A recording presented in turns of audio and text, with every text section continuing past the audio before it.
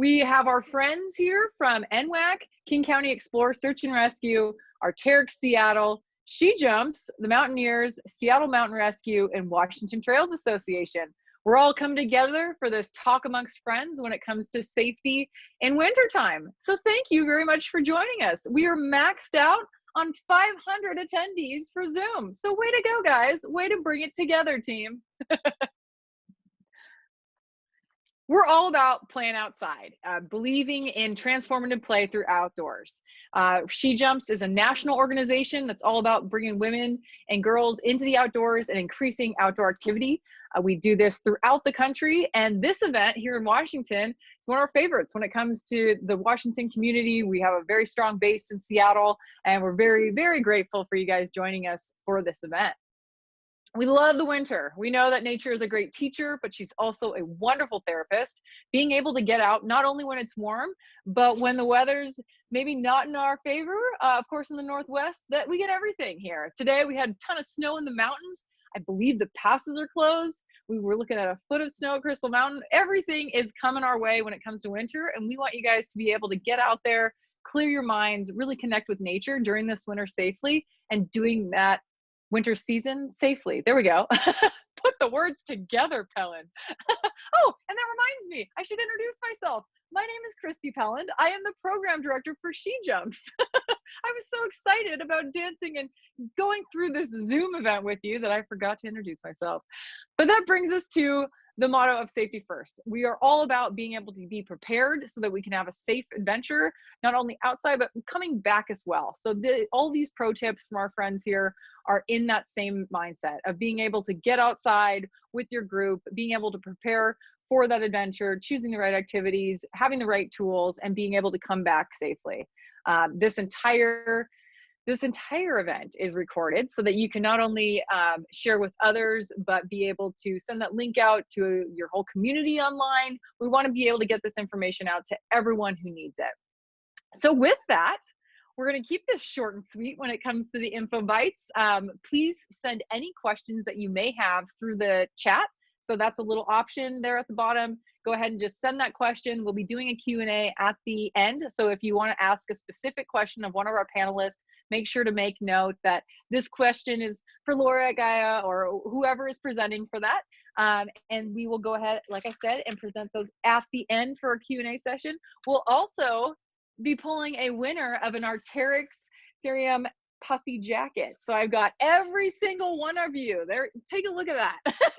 Every single one of you was printed off and chopped into little pieces by my children. And we're going to pull that winner at the very end. So you go ahead and stay on for this entire presentation, and you may be walking away with a puffy coat. Of course, that's virtually, so you may be getting one in the mail. So with that, let's go ahead and get started, shall we? First up, we have weather forecast topic, and that is going to be with Charlotte at NWAC.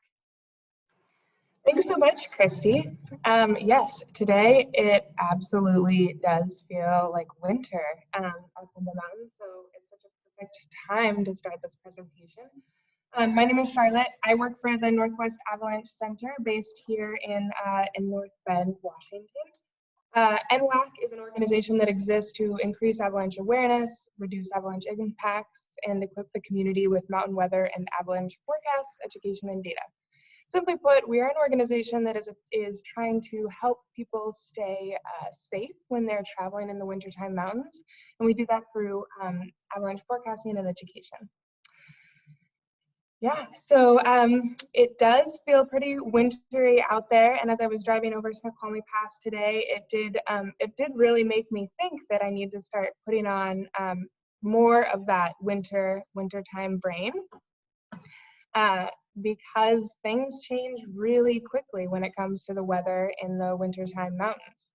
So as you're kind of getting prepared for the winter, thinking about how you can use the forecast and apply that to your day out in the snow is really important.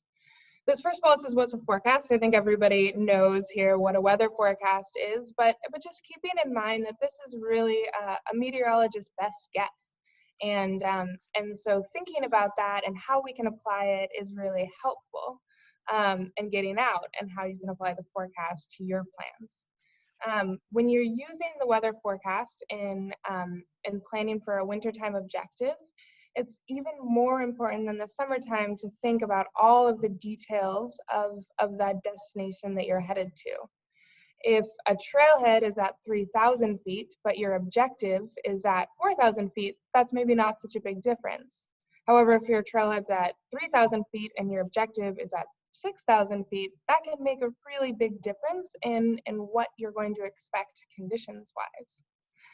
So really taking all of the details of your hike or your snowshoe ski tour into account is going to be really important. And when trying to get the most out of the forecast, thinking about kind of these three big pieces and what some really important points are for getting the most of that forecast.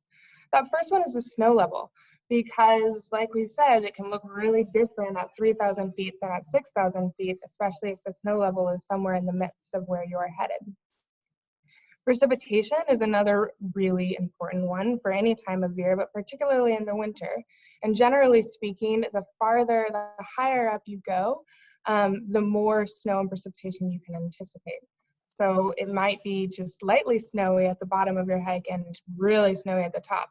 It was so cool today to see North Bend at 41 degrees and lightly drizzly, whereas Snoqualmie Pass right now looks like a full-on snow globe, and the pass is currently closed.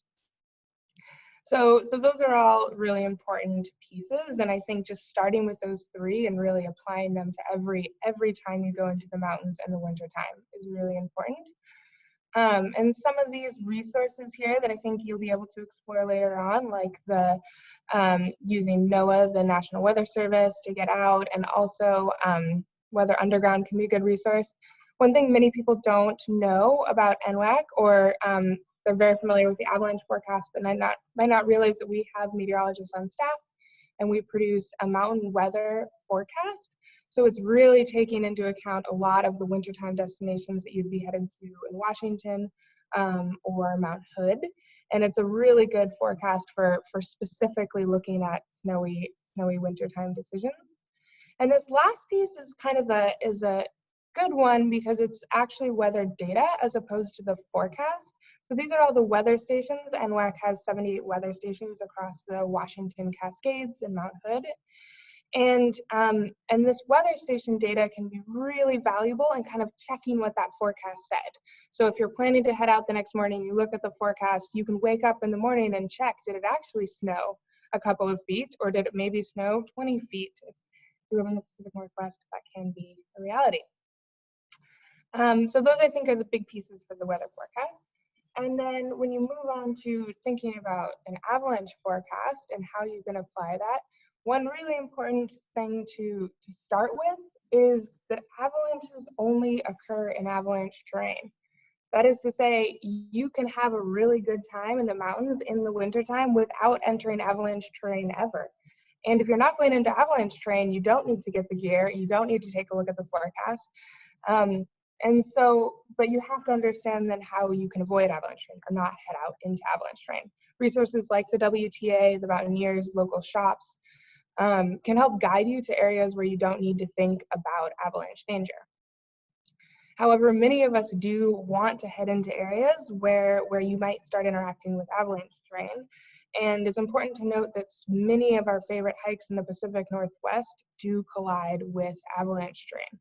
So a summertime hike like the Snow Lake Divide, a really popular trailhead around here, or Granite Peak, also on the I-90 corridor, those trailheads, while great summertime hikes, those trails, the summer trails, interact really intensely with avalanche terrain and might not be a good option for you in the wintertime.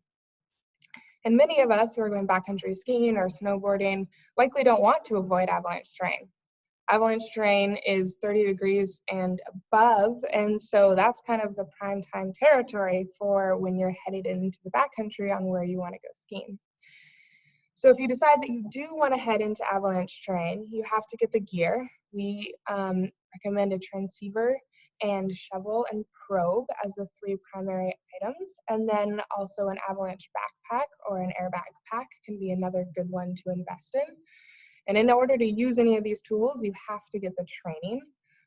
taking an avalanche, multi-day avalanche course, or starting with some of the other courses that local providers offer are the best way to understand how to use the gear and how to travel safely in avalanche terrain. And then, of course, getting the forecast, checking the NWAC weather, the NWAC avalanche forecast is the best way to start any day where you're headed into any sort of snowy wintertime mountains in this area. Or if you live in another place, checking avalanche.org has all of the avalanche forecasts across the country. So that's a really good resource. If you are brand new to it and looking to just gain more information about how you can get into backcountry or start learning more about avalanches and how they can occur, we'd recommend you take an awareness course from the NWAC website. From that tab below, we offer hundreds of awareness courses across Washington. And these are all free courses, and they're just a really good low bar to just start learning about what you can expect when you head into the wintertime mountains. And then that last link there is an online presentation that you can, or video that you could watch to learn a little bit more about avalanche terrain and what you need to know to get out and play safely in the wintertime mountains. With that, I will pass it along. All right, Anna with WTA. Yeah, thanks, Christy. And thank you, Charlotte. That was a really good overview. That is so resonant with what WTA hopes that hikers remember while we're recreating in the winter. It's totally possible to get outside in the winter without even encountering snow. If you want to encounter snow, of course, that brings up a whole set of points of concern that we're all addressing here tonight. I'm Anna. I'm the hiking content manager with WTA. WTA's Washington Trails Association. We are a 50+ year organization who focuses on getting everyone who wants to enjoy trails outside and enjoying them. We've got a big vision for Trails for Everyone Forever. And this summer, especially, we were super, super impressed at the number of people who came to trails to get some sort of relief from the pandemic and everything else that's been going on in the world.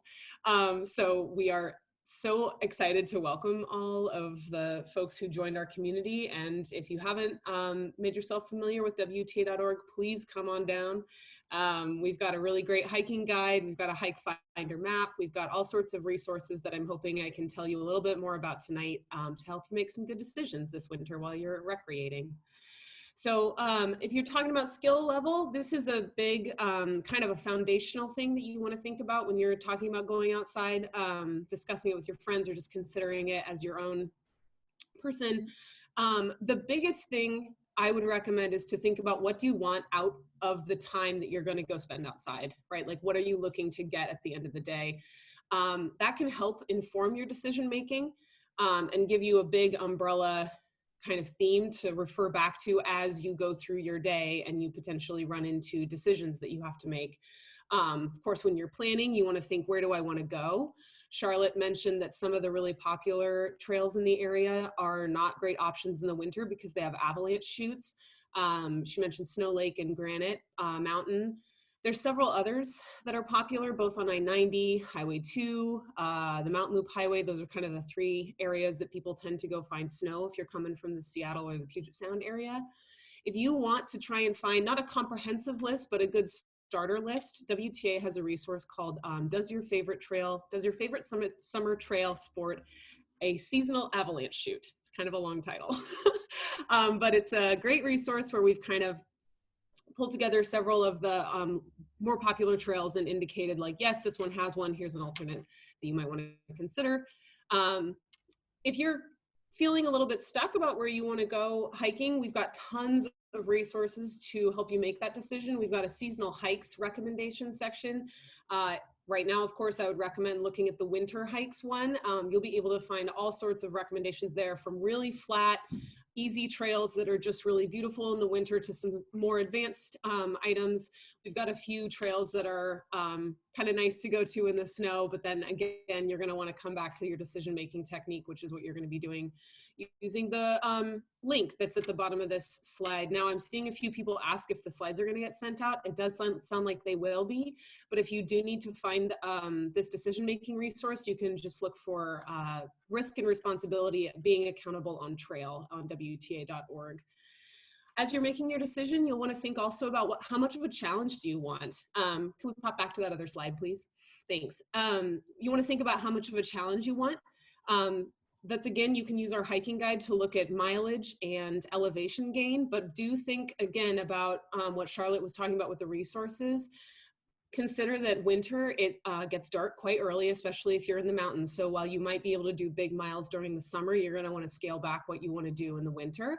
Similarly, with the elevation, if you are not super comfortable hiking in snow, do consider how high you're going to go up, because the snow can show up really quickly.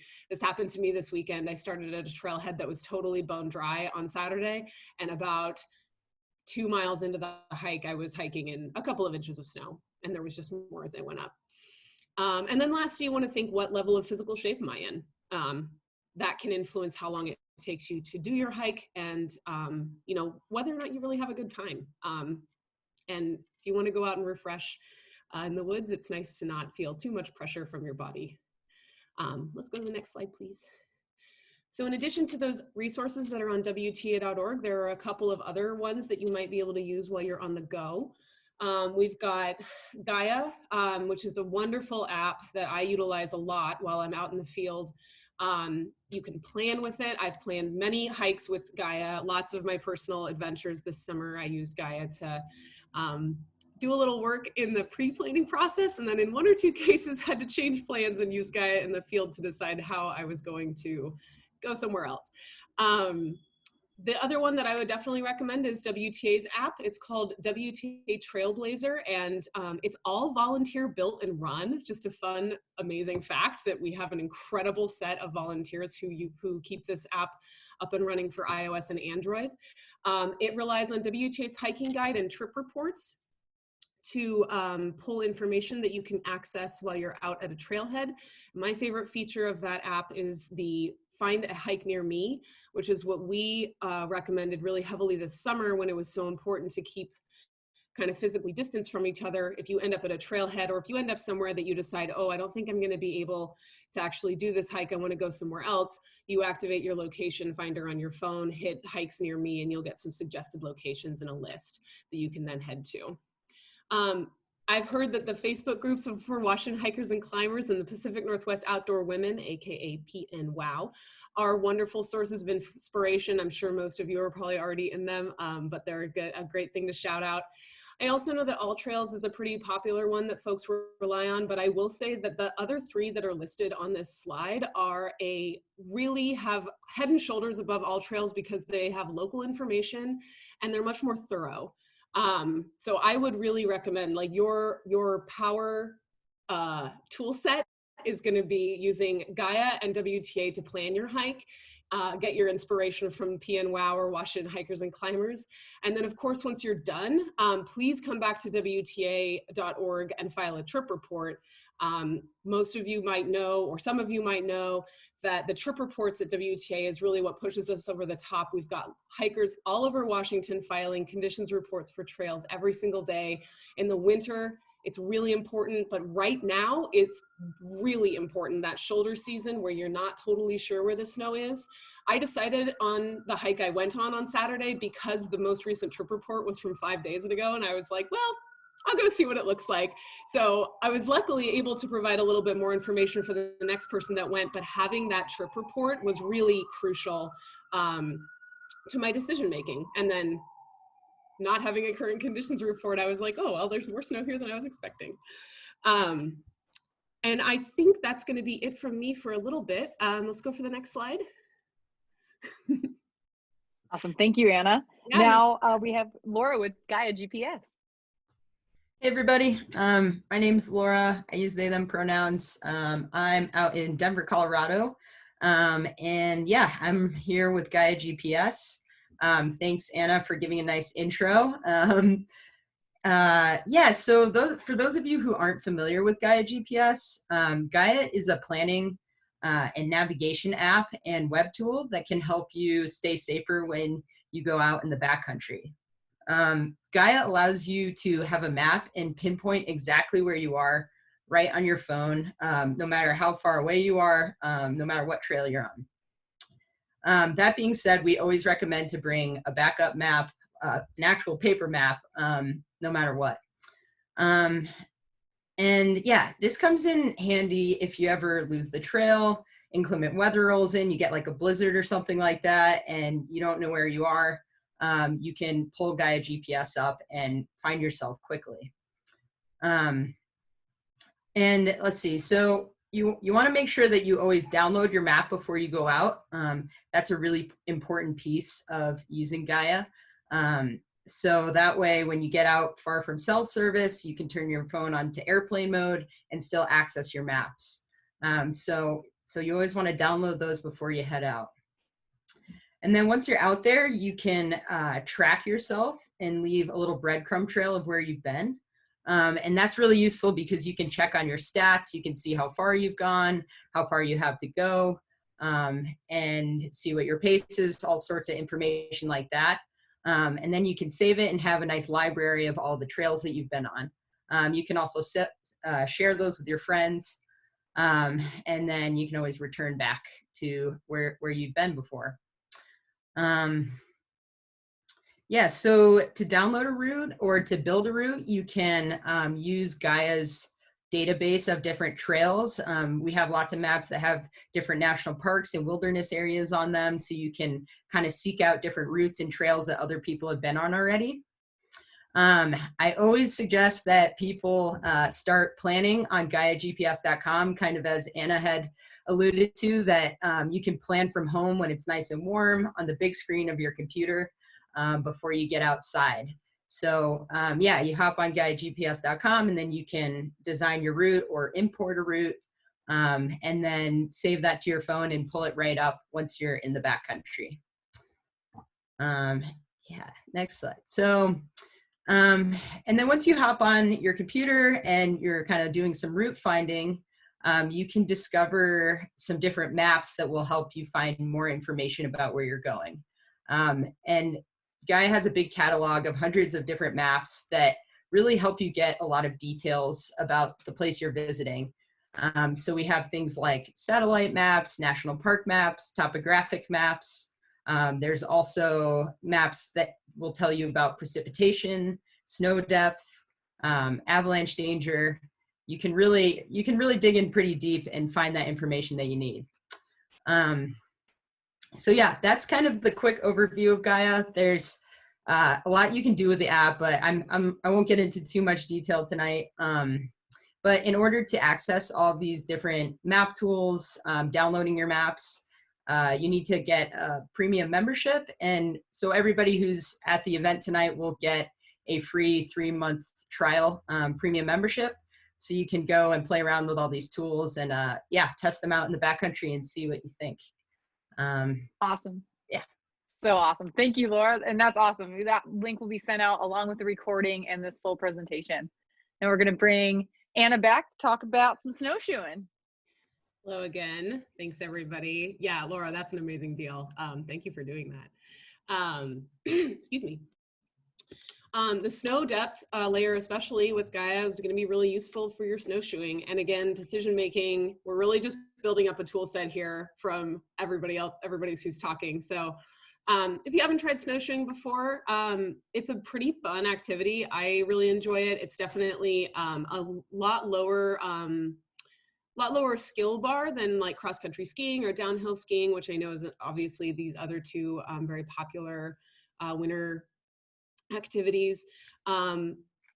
You can pretty easily find gear to rent, though I will say that I'm not totally sure what the rental situation is going to be like this year with COVID, but typically there's plenty of places you can find gear to rent. You can always borrow from a friend.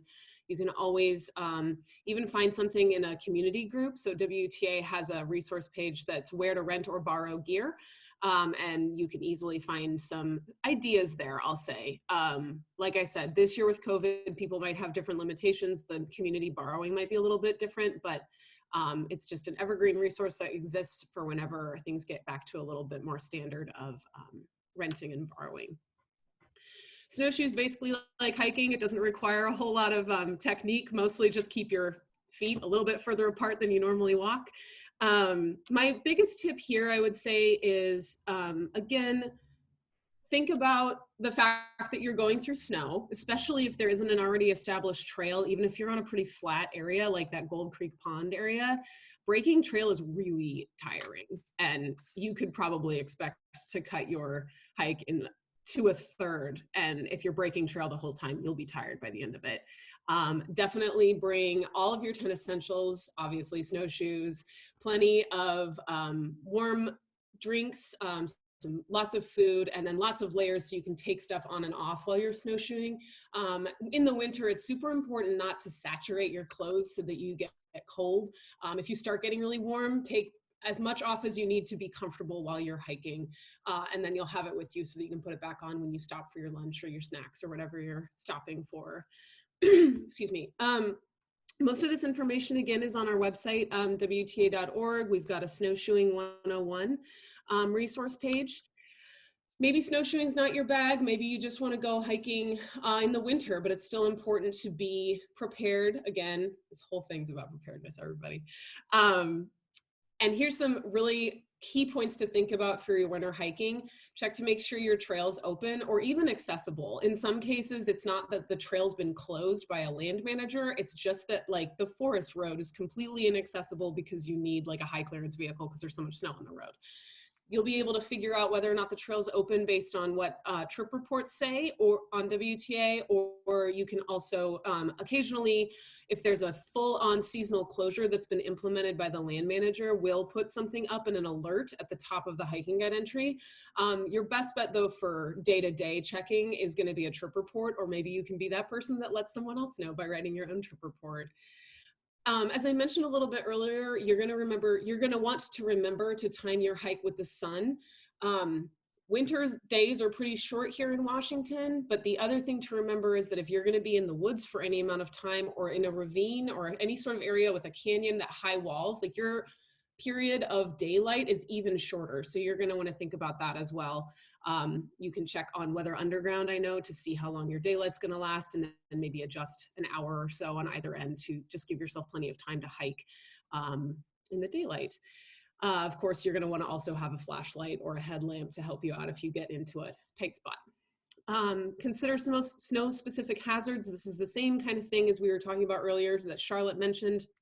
Think about where those avalanche chutes are. Think about ice. I think, yeah, we've got here our pro tip mentions having yak tracks or micro spikes. I have micro spikes and they came in super useful on Saturday. There was unexpected water on trail that had totally frozen, and there was a section of trail that I would have absolutely slid down the hill if I didn't have micro spikes with me. So they were clutch. Bring a friend, hike with a friend, very important. But also do leave your itinerary with somebody who expects to hear from you when you get back. You know, I do like hiking alone occasionally, and I understand the value of getting outside by yourself for some quiet time, but it's so important that the people who care about you know where you are in case something happens and you don't come back in time. We've got an itinerary form on our website you can fill out, but it's also just as easy as sending somebody a link to the hike on WTA.org. One other thing that you can do, utilizing your My Backpack profile on WTA, if you have a list of hikes that you've saved to your My Backpack, you can actually make that public and add notes into the list so that you can show folks like, hey, I'm going to be at this hike on this day, this hike on this day, add in your expected time back, and then folks can keep an eye on that and make sure that they hear back from you. And then, of course, don't forget to actually tell them that you've come back, because we don't need any search and rescue deployed to find somebody who's actually back safe at home. Bring more layers than you think you'll need. This is also super important. I tend to run really hot, but I still bring 2 coats usually when I'm hiking in the winter. Lots of times the wind gets quite cold. Even if you're pretty warm from hiking, you'll want that extra layer to block the wind. Protect your feet. You're going to want to have a blister kit or anything you need when you go hiking. Just carry that with you. And then my little pro tip for this is at the end of your day, I always have a nice new pair of socks in the car and warm shoes that didn't go on my hike with me. This can help, because even if you get to change shoes at the end of the day, if you're still in wet socks, your feet are so sad. My feet have been very sad in the past.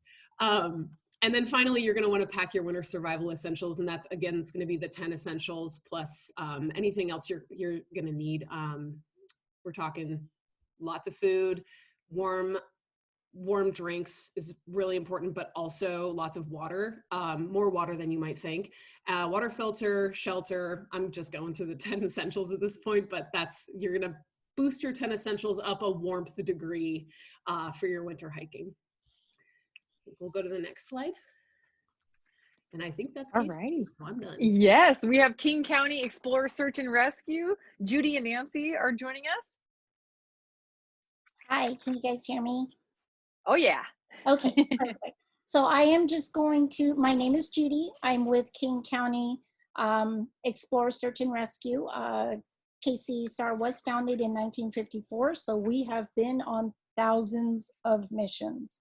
A lot of those missions do happen to happen during the winter months. So while you're out there adventuring and things like that, should you need help, please don't hesitate to call 911 if you need help. Just want to talk about a couple of the incidences that come to my mind regarding winter hiking and being prepared.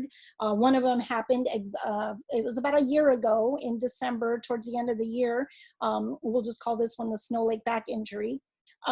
Two subjects went out night hiking. So that's a very popular activity, especially with the snow and things like that. It's extremely beautiful. This particular hiker was on the Snow Lake Trail, and then she had slipped and fell about 50 to 100 feet downhill from where the trail was, and she had sustained a back injury. Because of this, she had to lay in the snow for a couple hours before we can even respond. Her friend is the one that called 911. And so our initial page came out at 4 o'clock in the afternoon. 4 o'clock in the afternoon, it's starting to get dark, especially up there up at the pass. Again, she had to lay in the snow for a couple hours before the first set of responders can get to her because of what she had sustained, the back injury, and then she had slipped off the trail. Special riggers and rigging equipment had to get her from where she had landed to the trail before we can even evac her out. So there was a lot of people involved in this rescue. She was unable to reach her gear. It was for all purposes, it turned out to be a very successful mission. The mission ended about 2100, which is about 9 o'clock. There were 31 responders that came to her aid that day from 5 different units. So there's, some takeaways there, which I'll mention after the second mission. The other mission that I want to talk about also happened at Snow Lake, and that just ended this morning. So this one was very kind of timely regarding this presentation, because I thought this is perfect. I want to talk about this one. It's your typical 2 subjects that went for an afternoon hike, again, to see the snow, because they know that it was going to snow a little bit, and it's just absolutely beautiful up there when you're hiking in the trails when it's really cold and snowy, and it's just very beautiful. So you've got 2 subjects. They went hiking up yesterday, and what happened was they got all the way to Snow Lake. They were turning back. They took a wrong turn and ended up going to Gem Lake. If you guys are familiar with that, Gem Lake is much farther away from the parking lot than it is from the completely opposite direction that they were supposed to go. What happened was these guys went up there. They were not prepared as prepared as they needed to be. They did not have snow traction. They did not have food. They did not have a light. They didn't have a lot of the things that, some of the things that will be mentioned later on in this presentation as far as being prepared as you should be when you're headed up there. They had no navigation with them. They had never been to the area. So that was really kind of I don't know. I mean, it was interesting. But what happened was yesterday searchers were out there till about midnight, and they finally called it. And so we started a second operation period this morning So these two subjects had to spend the night up there up at the Snoqualmie Pass with no shelter. They used pine tree boughs as shelter, and then they cuddled with each other for warmth. So that's how they survived. They were found this morning at about 8:30 this morning. So they've been out there for a good 16 hours, things like that, for having to be up there. Couple of takeaways that I wanted to impart with this is make sure, and I'm sure that this is going to get brought up again, is make sure that you do have a hike plan. So if there's a time that you are supposed to be back and you're not back, make sure that someone knows and is able to contact someone. The other thing is make sure that you are prepared when you're going up there, especially with microscopes this time of year. Food and nutrition is another one. I think people underestimate the amount of food and water that they are taking in because of the cold and keeping your body warm and how much that depletes them. So one of the things that we do is we're out there to help people in case should they need our help. We're always out there to help people. So those were just a couple of the things that came out to my mind as far as the studies. Let's go to the next slide, Christy. Oh, I think I talked about this a little bit about your hike plan and just making sure that you leave that hike plan with your friends or your loved ones, that they know a time that you plan to be back. The other thing that is extremely helpful as well is to leave that hike plan in your car, because a lot of the times we go out there, that is one of the places that we will check. It'll give us an idea of where to look. Some areas are so vast that people don't think about leaving that information, your trail route, your estimated time back, that information in your car. But it has helped us plenty of times when we go to the car and then to the subject's car and look for information there. So again, King County Search and Rescue, and do not be, if you need us for help, please do call 911. Awesome. Thank you so much, Judy. Next up, we have Megan. Hi, everyone. My name is Megan. I go by she, her pronouns, and I'm here with Arc'teryx Seattle, and I'm also a founder of P&W Outdoor Women. Super excited about this. So layering has already been mentioned several times, but it's absolutely critical. Effective layering makes a difference between a miserable and potentially dangerous experience in the winter and something where you're safe and super comfortable. So wear layers all the time. Make sure that when you go out, you have everything from the base layers to what you need as a protective shell on the outside. A key point in the wintertime, we don't want to wear cotton. I'm sure you've all seen memes floating around on the internet about this, but essentially what cotton does is it gets wet fast and easily. It stays wet. It doesn't dry very quickly. And then when it's cold outside, that moisture stays in your clothing and it can freeze. So it's actually quite a serious hazard. Say no to cotton in the wintertime. Summertime, we can talk about that another time, but think about that. Cover your skin. When you're out, especially if you're starting to creep into higher altitudes, you're exposing your skin to the elements. Wind, the cold, frostbite, even sun. I'm sure if you've been out in the summer at one point in time, you've forgotten a spot and ended up with a pretty nasty sunburn. So make sure that you're keeping yourself covered within reason. You shouldn't be so hot that you're sweating a bunch, but it's really important to do. Avoiding constrictive clothing, anything that's super, super tight. You want to make sure that your blood is flowing, especially in the wintertime. One thing that I think is common is that folks will actually overdo the constriction, especially with socks. So you'll think, oh, I've got 27 pairs of socks on my feet, you're going to be so warm. But actually, you've constricted the blood flow so much to your feet that your blood is not getting down in there and you have really cold toes.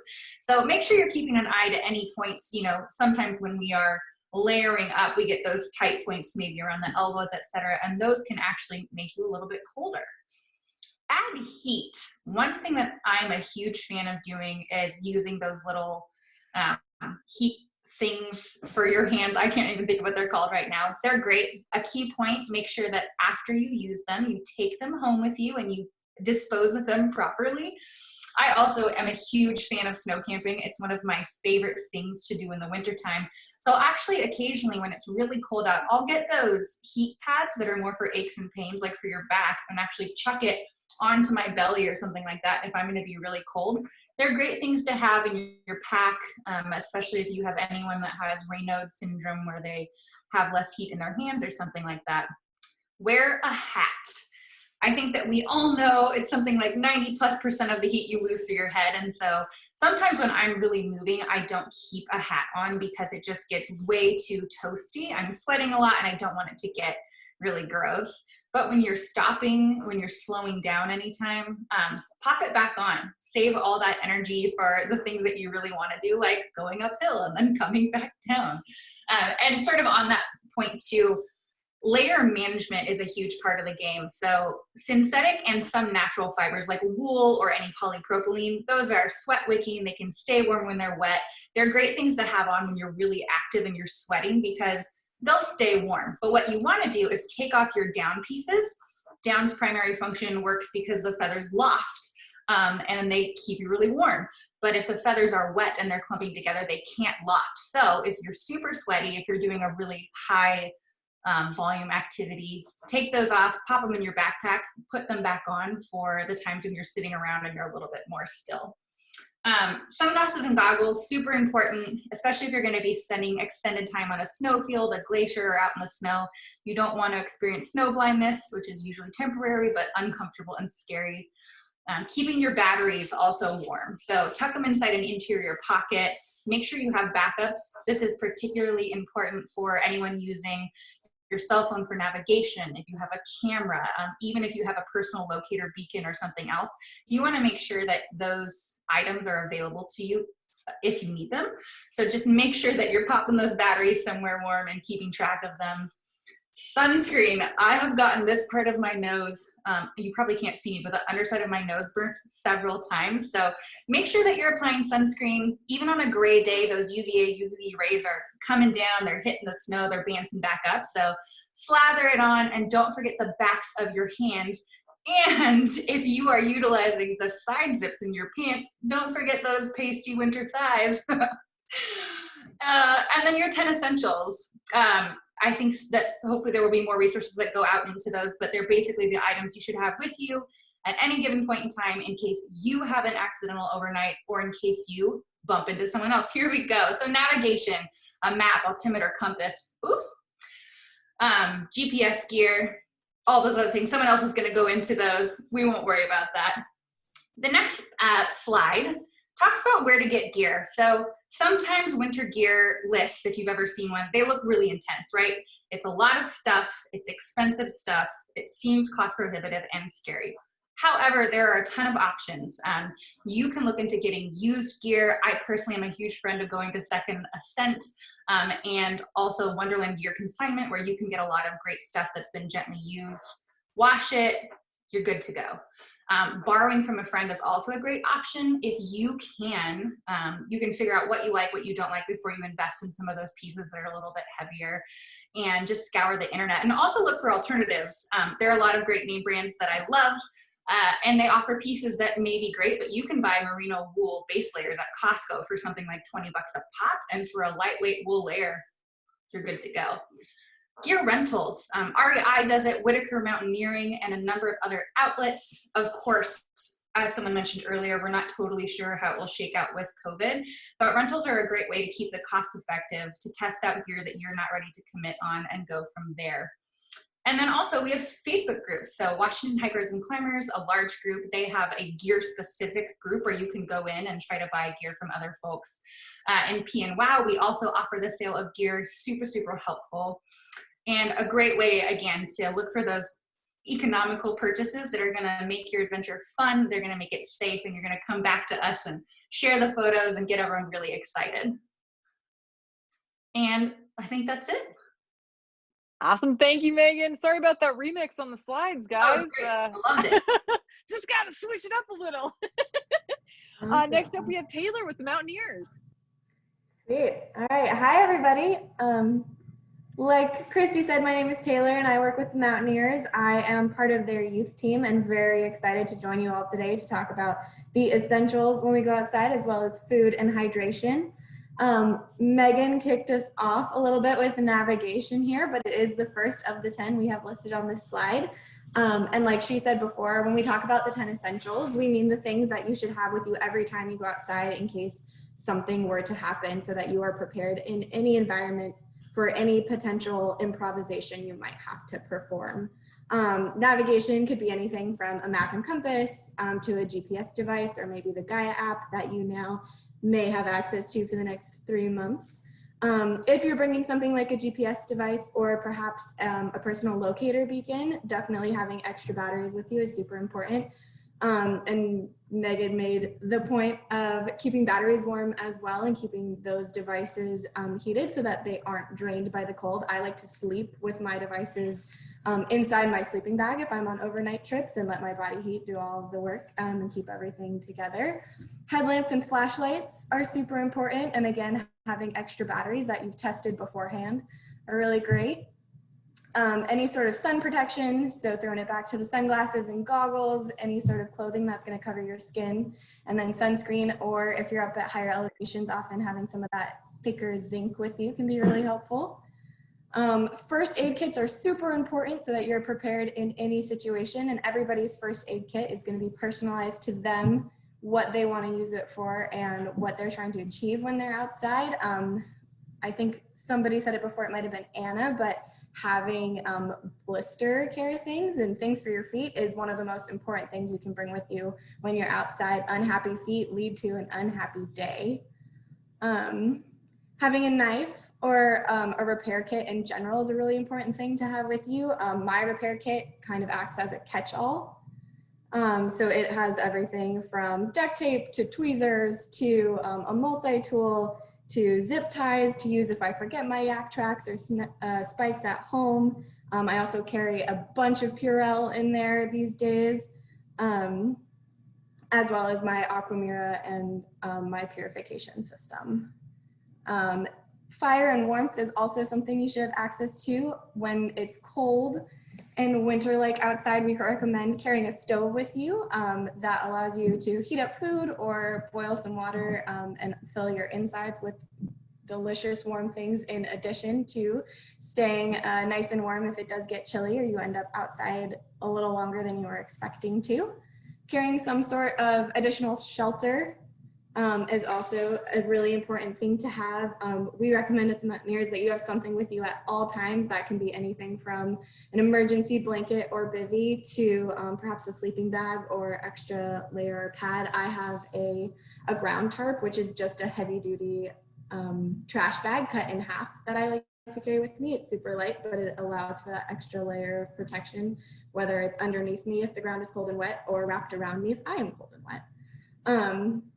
Carrying extra food with you is super important, whether it's because you end up outside longer than you were hoping to. Perhaps you get stuck out overnight, or you were hoping to be back at your car by 3 and all of a sudden it's 6 p.m. And you are ravenous. Additionally, extra water, or again, the means to purify, is really important. So that could be anything from having one of those little MSR hand pumps to Aquamira or iodine, or being able to boil water with a stove. And then Megan just went really into depth into layering for you and what that might look like, but definitely having those extra layers, whether that's a jacket more than you would normally feel like you should have, or anything else, can be really, really helpful. And then an additional little pro tip, all of these things are really important, and they also go hand in hand with the leave no trace principles. So if you're familiar with that, fantastic. And if you're not, feel free to check out Leave No Trace and how you make sure that you can take everything you bring with you back out when you go. Next slide. Fantastic. So we talked about water, but staying hydrated is also a very important thing when you're outside and when it's cold and your body isn't necessarily shouting at you that I'm sweaty and I'm hot and I'm exhausted. It's not always super easy to remember to keep hydrating. So having some sort of way to keep yourself putting drinks in your body, whether it's mixing it up with like different flavors and hydration tablets, or having a hot drink in the car on the way there, or at the at whatever the summit of your hike might be, whether that's the top of something, a lake, when you stop for lunch, can always be a helpful thing. Carrying reusable water bottles with you is helpful and good for the environment. And then letting your water bottle freeze can also be a tough thing to deal with sometimes. I think there was a question about this before, but you can often buy some sort of like insulating pouch for your water bottle, water bladder, or straw. And then additionally, if you have an extra sleeping pad or sit pad lying around the house that has outlived its life but is still something to keep, you can cut that into your own protective your own water bottle protector to keep it nice and warm, or at least not frozen when it is cold outside. And then I think this is my last slide, but food is also super important. Just like with being hydrated, often in the cold, it's easy to forget to eat because it means stopping and getting colder, or you're in a rhythm and it's just a lot to take things out of the pack, whatever that might be. So some things to think about, pack food that you love when you go outside. If you are a hound for chocolate and peanut butter, bring chocolate and peanut butter. If you, like me, prefer gummy bears or like hard candies like Jolly Ranchers to suck on, definitely bring that with you and use that to keep yourself motivated to eat. Things that are hearty and rich in calories are going to be awesome. So nut butter, salami, things that are fatty, cheese, olives. I've never brought that on a trip personally, but now I kind of want to. It sounds delicious. Food for warmth is really important. So boiling water and making some sort of hot soup, or bringing a thermos with you, and then having, that thermos also waiting for you in the car, potentially with coffee or tea or whatever it might be when you get back. And then snacking for ease. So you don't necessarily have to have a big meal here or there, but having something that's easy to snack on as you move can be really important. Whether that's chocolate, dried fruit, gummy bears, whatever that may be, or a trail mix. And I recommend building your own trail mix so that it's something that you're excited to eat, because I know personally I'm very picky. So if there are raisins in my trail mix, I'm not going to eat it or be excited to eat it, whereas someone else might be really, really stoked on the idea of that. I think, yeah, that's it for me. All right, next up, we've got Anna with Seattle Mountain Rescue. Great, thank you. Can you guys all hear me? Okay, perfect. So, hi, my name's Anna Condino. I use she, her pronouns, and my day job is an ER doctor, and I'm also the medical director of Seattle Mountain Rescue, which is our local mountain rescue organization. We work really closely with ESAR, and I just want to echo what Judy said earlier, which is we would love for everybody to recreate safely and have no calls this winter. But we know that's not always the case, and please do not ever hesitate to call 911 if you're in a situation you feel like you can't get yourself out of, or if you're worried, because as we know, winter recreation is a little bit more of a serious game sometimes, and if you get in over your head, we are more than happy to come help you out, so don't hesitate to call. I did see a couple of questions on the chat about, does rescue cost money, who carries it out, and in general, almost 100% volunteers are going to be doing your rescue or a search if you need one, and there is no charge for this. So this is something that is provided through King County, if you're in King County, through the National Park Service, so you're not going to end up paying for a rescue. There's very isolated cases of that in the United States in general, and I haven't heard of one in Washington personally, so again, shouldn't be a barrier to call.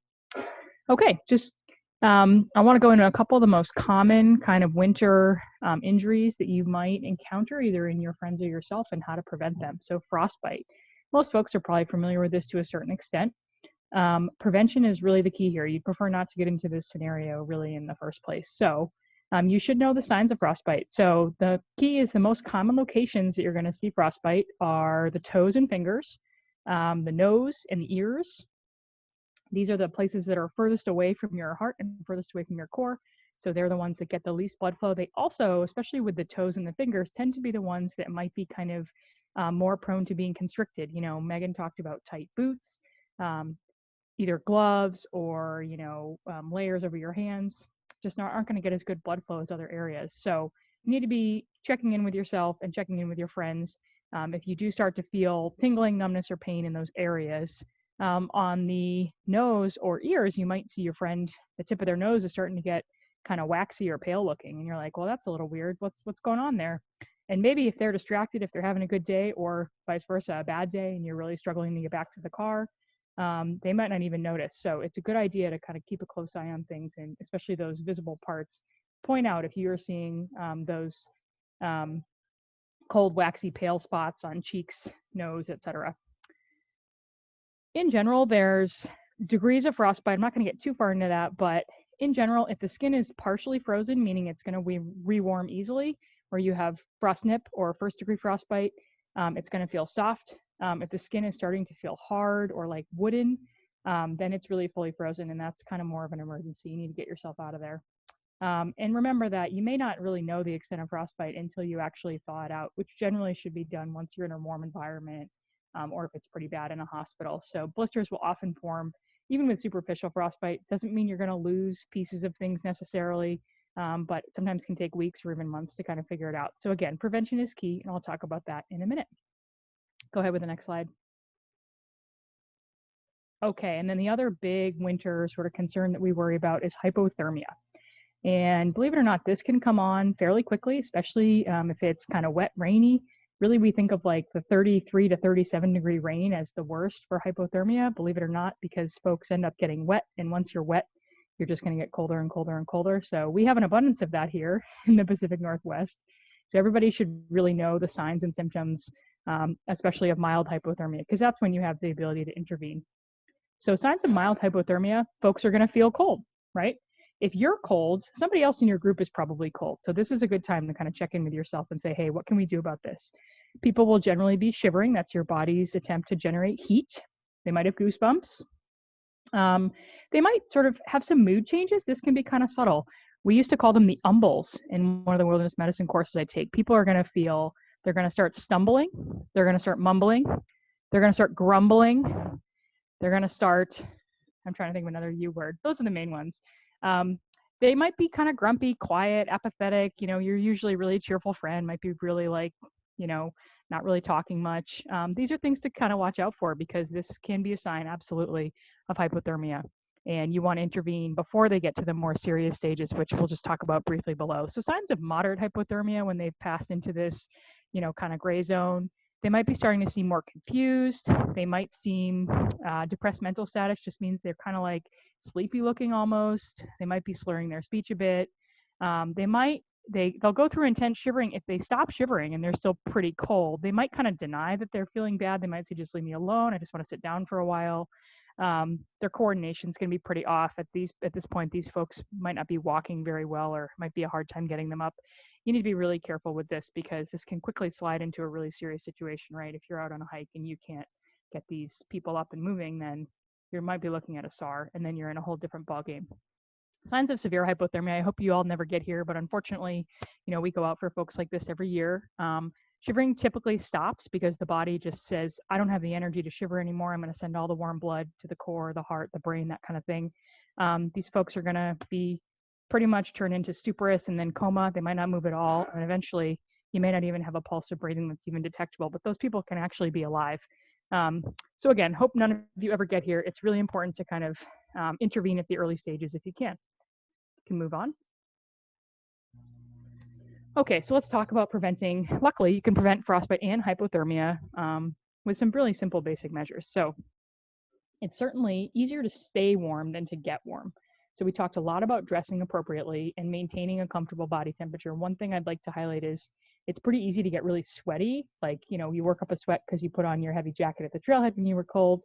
It's really important to stop and take time to delayer when you need to relayer when you need to, and not just say, oh, I don't need to stop. I want to just keep going to the next, you know, junction or something. Make sure you're taking care of that because it can quickly, again, turn into wet, sweaty clothes, and then you don't have anything dry. By that same token, staying hydrated and fed with warm drinks and really kind of carb-heavy snacks is really important. So it's really tempting to not hydrate much in the winter, but it's really important too, because this helps your body maintain a normal body temperature. Same thing with, you might not feel very hungry because you're kind of exerting yourself and you're a little chilly.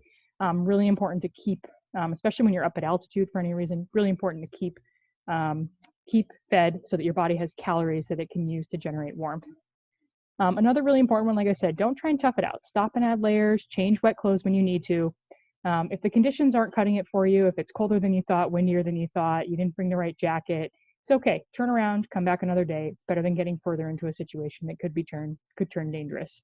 And another thing I really like to do is pack and use hand or toe warmers. There's nothing wrong with somebody who gets cold hands and feet. I know I do all the time. I've worked on a little system to kind of keep my hands and feet warm as best I can, and that usually includes hand warmers, especially on cold days. So have them, use them. Don't feel like you're being a baby for having, extra stuff like that. And then finally, keep an eye on your friends. So you should always have a partner when you go out in the wilderness in general. It's my sort of personal opinion, especially in the winter, just because it's got this higher risk level. And a good partner really watches out for their buddies. Regularly stop and ask how people are doing. If you notice signs, like some of those umbles that I talked about, or, people, you notice that their nose is turning a little bit, pale, then ask them about it. And then the final thing is, don't leave a hypothermic person unless absolutely necessary, because they are quickly going to get much, much worse. They're not going to have the ability to take care of themselves. So if you get yourself into that moderate situation, you really can't get your friend up and moving, that's when it's time to call search and rescue. Stay put, get them warmed up as best you can. And again, hopefully there's a good outcome. But I will say with these preventative tips, I think most folks are able to stay safe. Don't hesitate to call if you ever need us. If somebody sprains an ankle and you can't move, it's okay. We'll be able to hopefully manage that and keep everyone out of a more dangerous situation. I think that is it. Oh, let me talk just a couple little quick case studies that kind of illustrate some of these. So number one, I was working last winter in an urgent care, and a young guy who had been skiing at Mount Baker the day before came in and he said, "Hey, I think there's something wrong with my toes. I used new ski boots yesterday and I was having such a good time. It was an awesome powder day. But when I got home, I realized that my feet had been kind of numb all day and now there are these blisters on them." And I took a look, and lo and behold, he had pretty nasty frostbite. So the two elements that came along with that is, one, he didn't stop when he felt like his feet were getting kind of numb and go into the lodge to warm them up. And number two, he had new boots that were a little bit tight and he hadn't used them before. So I think he's going to end up being fine, but just a reminder, stop and change, the scenario if you're not feeling good, and be aware of that tight boot thing. That can lead to cold toes really fast. Case number two was a friend of mine. So we went to go and hike up Rainier. This is a super, super fit friend of mine who was really, really excited. He was in great shape. And we did a 2-day ascent via the Emmons Glacier route. We get to the top of the crater up there and everyone's doing great. And Mike kind of sits down, and he'd been on the rope. He'd been hanging on fine. Mike sits down. He's like, "Hey guys, I think I'm good. Like, I don't really need to go to the summit. I think I'm fine." I kind of looked at him and I was like, this is a guy, like, we're so close to the summit. The crater is basically right there. I was like, "Are you okay?" He's like, "Yeah, I'm fine. Whatever. No big deal." And we were like, okay, well, we're just going to go like, a few hundred feet over there and tag the summit. And when we came back, he was laying on the rock. I was like, "Dude, we got to get up and go." He didn't really want to move very much. I was like, "All right, cool. Let's, have a little hot drink." He didn't want to eat or drink anything. And I realized that he was wearing just his thin shell jacket. He wasn't wearing any insulation. He hadn't put anything on when we stopped. I was like, "Oh no, Mike's getting hypothermic." He probably had some altitude sickness too. I didn't even think of it because he's such a strong guy. He's such a strong athlete that I didn't really think, oh man, he could really be affected by this. So the whole team kind of mobilized to get him up and moving. And he basically, we kind of walked him down. He wasn't stumbling yet, which was good because it would have been really hard, right? But that's just a reminder, especially to me, that hypothermia, altitude sickness, all this stuff, it can get beginners as well as experienced people. So don't feel bad about kind of calling out your friends, or I should say, keeping a close eye on your friends.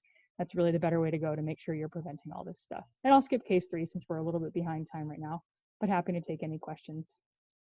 Thanks, everyone. Awesome. Thank you, Anna. All right. We had some questions come through in the chat that we've compiled here. I'm going to read one for it. First of all, with Laura, with Gaia, the premium access after 3 months, what is the cost on that? If you hop online, you can get a little bit of a discount there. So I recommend purchasing through GaiaGPS.com. And that's going to be $36 for the premium membership for the year.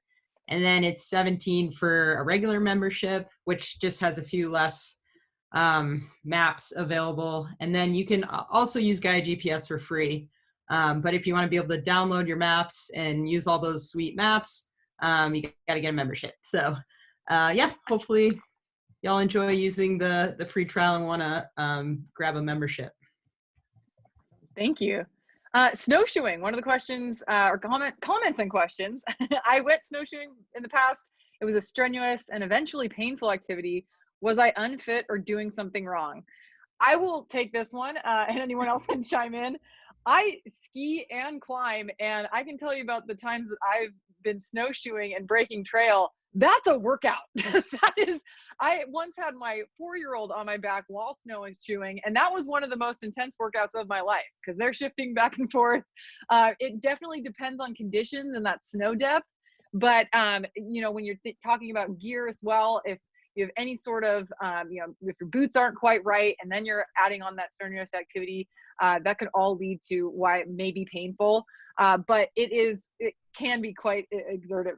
So anyone else can chime in on that. But yeah, it can be quite the workout, and that can definitely get to the point of pain. Yeah, Christy, I saw that too. This is Anna with Washington Trails Association. It's totally true. Snowshoeing is also not like the most graceful looking activity. Most of these other winter activities are very like slick looking, sliding downhill. Snowshoeing is really pleasant. It slows you down a lot, but it is absolutely a tiring activity. So like I said earlier tonight, it would not be uncommon for you to think about cutting the amount of time and miles you're going to spend on trail in a third for your snowshoeing activity, especially if you're breaking trail. Breaking trail is exhausting. I do want to mention one thing really quick related to breaking trail that I didn't mention earlier, but is really important. Given all of these skills and everything, you should feel confident about going out and practicing your navigation and everything. But one thing that hikers can sometimes run into when they're out in the winter is snow on trail where you're not expecting it. Just because there are tracks in the snow that someone else went and hiked does not mean that is either where the trail is or it's necessarily safe terrain. So I would just encourage everybody on this call to know, if you see tracks in the snow, be really confident that they are following the trail and that you feel confident in going into that terrain also. Just because they're there does not mean that it's a safe route. Awesome. Thank you, Anna.